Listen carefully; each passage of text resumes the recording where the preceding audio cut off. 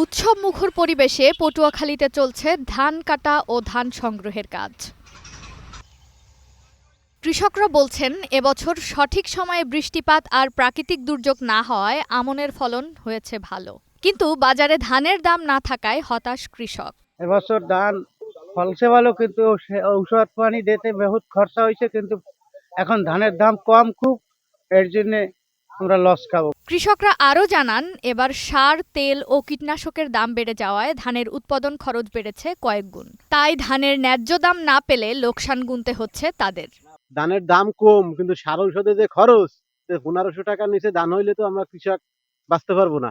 পাকছে এই তো কারণ কবে দাম দাম বাড়ছে 15 টাকার উপর হইলে মোটামুটি টিকা কি করা যাইবে, আনলে আর নিচে এলে আমরা নদী যাবো।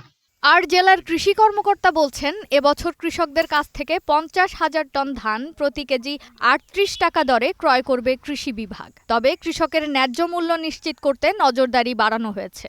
সরকার খাদ্য অধিদপ্তরের মাধ্যমে আমন সংগ্রহ শুরু করেছে।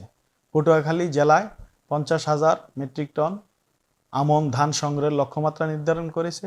ইতিমধ্যে বিভিন্ন উপজেলায় আমন সংগ্রহ শুরু হয়েছে। কৃষক পর্যায়ে খাদ্য অধিদপ্তর আমন ধান সংগ্রহ করছে প্রতি কেজি 38 টাকা হারে এবং প্রতি কেজি চাউল 50 টাকা হারে।